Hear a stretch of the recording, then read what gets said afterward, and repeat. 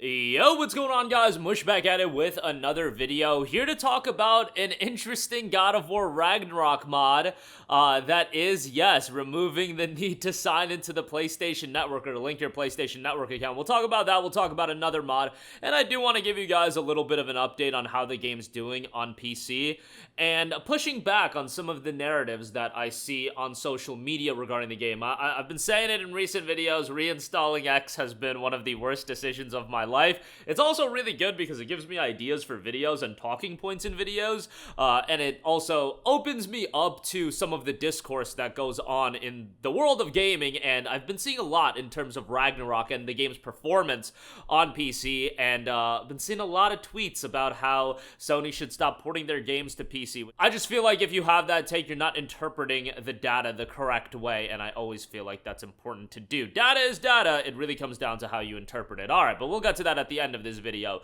Right off the top, there is a mod available on Nexus Mods that is removing the PlayStation Network account linking. All you have to do is download the latest version of the mod, copy the version.dll and pspcsdk.dll to the game folder, and that should be it. And you'll be good to go, and you won't have to link your PlayStation Network account. Now, I've heard varying things from people where people were able to play the game without linking their PSN account, and it's been working fine, and then other people have been saying, no, I have had to link my PSN account, where you boot up the game and then you just get an option to log in, or you could quit the game outright. And remember, why God of War Ragnarok is getting a lot of flack for this is God of War Ragnarok is a total single-player only game. It's the very first one that is single-player only, and I also saw some people talking about, well, Ghost of Tsushima, it didn't affect that game that much. Ghost of Tsushima, the Legends component was the only component tied to the PlayStation Network account. Like, you could still totally play the single-player game, and if I am not wrong, did they continue to sell Ghost of Tsushima in other regions because the single player was fully playable? I believe they did, but don't quote me on that if that was the case. But Ghost of Tsushima did exceedingly well from a concurrent player count standpoint. 77,000 concurrent players, and God of War Ragnarok peaking at like 33,000 or something like that. And I really do believe a large portion of the lackluster success for a game as big as God of War Ragnarok, a game that was received as one of 2022's best games of the year, a game of the year contender, it should really have more than 30,000 concurrent players. I'm not saying it should have like 70k concurrent players, but around 50k would make sense to me, and I really do believe that account linking has bit into a significant portion of that concurrent player count. And just because this mod is available, the real issue is that God of War Ragnarok isn't even being sold at a lot of different regions, and that's going to hamper the game's performance. But if you don't want to deal with account linking, this mod is available. There's another mod available that is getting rid of the VRAM requirement issue. VRAM, you need to have at least 6 gigabytes of VRAM, I believe it is, and a lot of people, still rocking their 4GB cards. This mod can bypass 6 gigabytes of VRAM requirement by spoofing to another GPU with enough VRAM. Now, ultimately, how the game will run on your machine, that will depend on various GPUs, and it's also noted your game will likely crash due to a lack of VRAM, so make sure to adjust the graphics settings to suit your device space. You should have 16 gigabytes of RAM or more. You can choose any version to spoof to, not depending on what your GPU is. If you lack VRAM, the system will use RAM, so yeah, make sure to have enough RAM at the very least. I imagine most of you guys at this point at least have a 6 gigabyte video card. Like, if we're talking 4 gigabyte GPUs, we're going back to, is it the GTX 970 era? I don't remember how much GPU or VRAM the GTX 1070 had. Let me look that up for you guys. The 1070 had 8 gigabytes of GDDR5 memory. So yeah, you're going back to like the 970 era, which is quite a long time ago. But you know what? Some people might still be rocking a GPU like that. I don't know exactly how well a 970 would be running God of War Ragnarok, but let me also make sure. The 970, I'm fairly certain, was a 4 gigabyte card. Yeah, 4 gigabyte GDDR5 memory for the 970. So yeah, 970 era-ish GPUs with God of War Ragnarok is going to be a bit of an issue. 970, I believe, was 2014, so quite a ways away. Lastly, I do want to talk some general information about the game. As I'm recording this video, the game is sitting at 21,902 concurrent players. On top of that, there are 4,100 reviews. The game is just shy of a mostly positive reception, with 69% of those reviews being positive, and a lot of those reviews harkening back to the PSN account linking requirement, and some of the reviews are calling for the VRAM issue as well. Mostly, though, it's the PSN account linking issue, and the game, as of the recording of this video, is sitting around 21,900 concurrent players. That is a big fall off, given if you compare it to God of War 2018, and I don't think Ragnarok was ever going to be as big as God of War 2018.